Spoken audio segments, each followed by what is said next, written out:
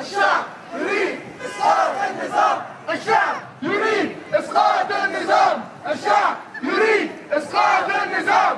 الشعب يريد إسقاط النظام. الشعب يريد إسقاط. معاكم يا شباب، إحنا وراكم يا بلدنا. And if Egypt is successful in bringing down tyranny and in installing a democratic government, then the rest of the Middle East will follow suit. And for 30 years, $1.5 billion goes to the military and to the government every single year. None of that money, no 1 cent, reaches its people. I'm a very regular Egyptian woman. I have an inquiry to the Egyptian army that are supposed to be protecting our people there. Every day they spend sitting on a fence means more loss of life, more loss of economy, more destruction in the country. Why are they sitting on a fence, and when are they going to start taking an action with the people? Thank you.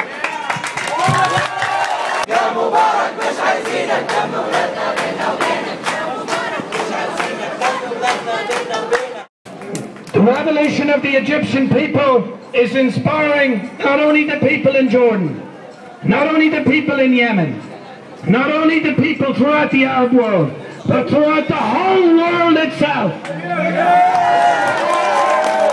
The Egyptian people have shown that you can stand up to the torturers, you can stand up to the police, you can stand up to the thugs and the fascists who attacked the people in Tahrir Square on Wednesday and Thursday. And the people in Tahrir Square, they stood their ground and now are joined by millions in Alexandria and by millions in Cairo. At this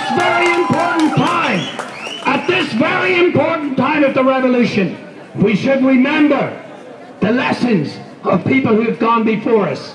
In Bangkok in Thailand last year, or in Tiananmen Square in China 11 years ago. And there are crucial lessons that the people need to remember. First, we have to say to the army, whose side are you on? We saw the army stand by on Wednesday and Thursday night when the fascists of the NDP attacked the people.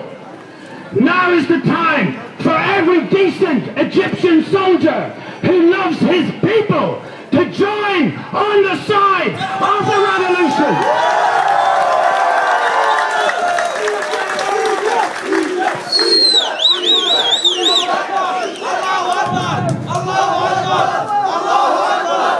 The second thing about the Egyptian revolution is that after all the suffering the people have gone through, after all the blood of the martyrs that has been spilled in Alexandria, in Cairo, in Suez, in Ismailia, we should not insult the blood of those martyrs by settling for anything less than complete democracy and complete power to the people.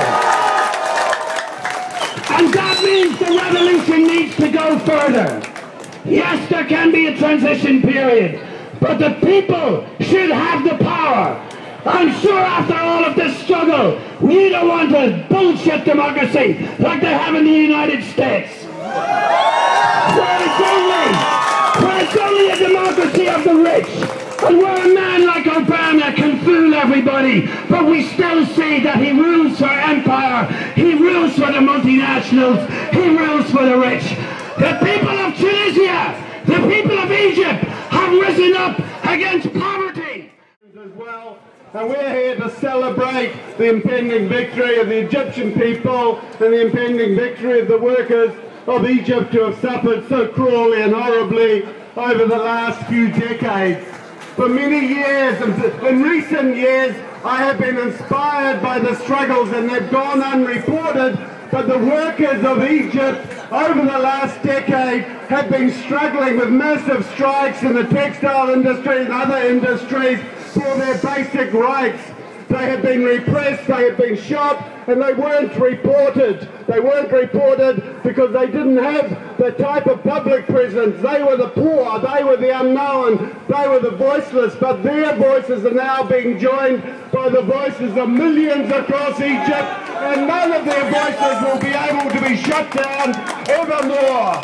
They are forming, as I'm reading every day, they're forming their own trade union federations, they're organising their strikes, and they're trying to make this revolution not a change of face at the top, but a genuine people's power revolution, which gives power to the people in all areas of their lives, because that's where genuine people's power is. It's in your communities, it's in your factories, it's in those government departments, and where the people themselves can govern themselves without those awful police apparatuses and the torture chambers and the secret police. So I say, all power to you, all power to the Egyptian people. Jordan is the revolution! The Mubarak was good because he supported Israel. What Mubarak has done is let down the Palestinian people, let down, prevented needed aid getting to the people of Gaza. And I'm sure that a free Egypt will stand alongside the Palestinian people for their rights, just as we should stand alongside the people of Egypt and the people of...